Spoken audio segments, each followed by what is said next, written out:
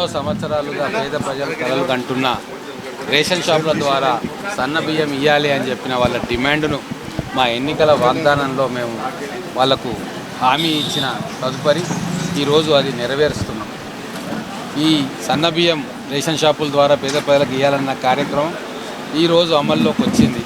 కానీ దీని వెనక సంవత్సరం పాటు ఆలోచన దాగుంది. మా ప్రభుత్వం వచ్చిన కొత్తలోనే దీని మీద చర్చ జరిపి రైతులందరూ కూడా దొడ్డు రకాలు పండిస్తూ ఉన్నారు.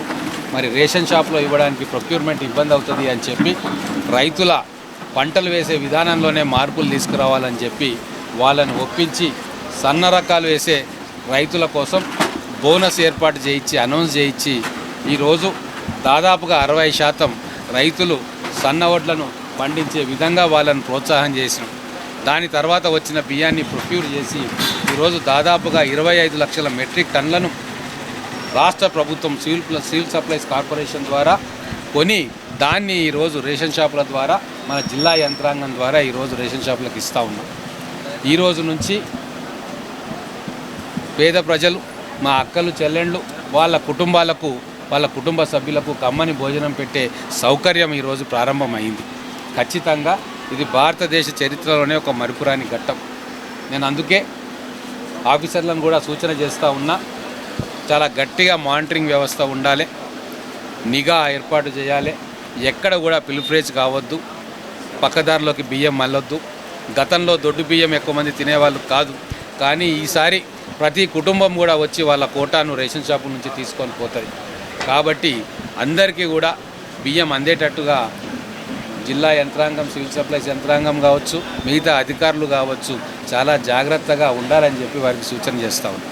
ఈరోజు మన మహబూబ్ నగర్ నియోజకవర్గంలో సన్నబియ్యం పంపిణీ మొదలు పెట్టుకున్నాము.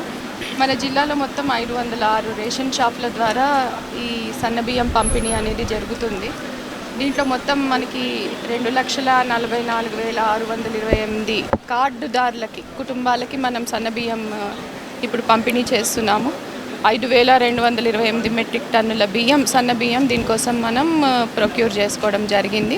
ఈ బియ్యం అంతా కూడా రేషన్ షాప్లకి మూవ్ అవుతూ ఉంది. 5వ తారీఖు కల్లా మొత్తం కంప్లీట్ చేయడం అనేది జరుగుతుంది.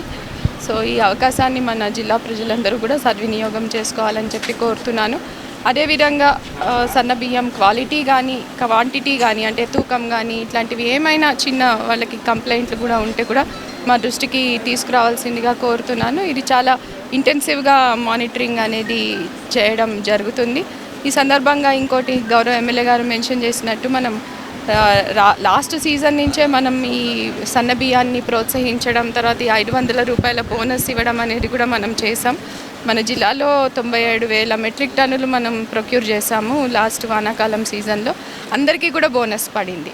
సో మన జిల్లాలో ఎక్కడ కొంత కూడా పెండింగ్ లేకుండా రైతులందరికీ కూడా ఈ బోనస్ రిలీజ్ అయ్యి వాళ్ళ ఖాతాల్లో కూడా క్రెడిట్ అవ్వడం జరిగింది.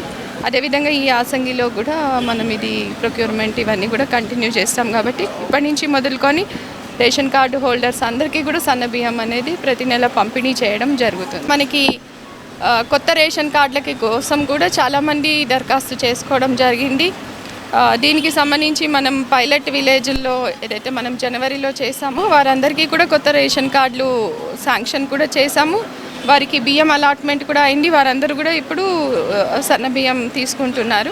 మిగిలిన వారందరికీ ఎవరైతే గ్రామ సభల్లో కానీ, ప్రజాపాలన కానీ, మీ సేవ ద్వారా కానీ అప్లై చేసుకున్నారో కొత్త కార్డుల కోసం, అదేవిధంగా మెంబర్స్ చేర్పించడం కోసం, ఇవన్నీ కూడా ఇప్పుడు ప్రభుత్వ ఆదేశాల ప్రకారం వెరిఫికేషన్ అనేది కొనసాగుతుంది. ఆ వెరిఫికేషన్ అవుతా ఉన్న కొద్దీ మనకి కొత్త కార్డులు శాంక్షన్ అవుతాయి. అందరూ అర్హులందరికీ కూడా వస్తాయి.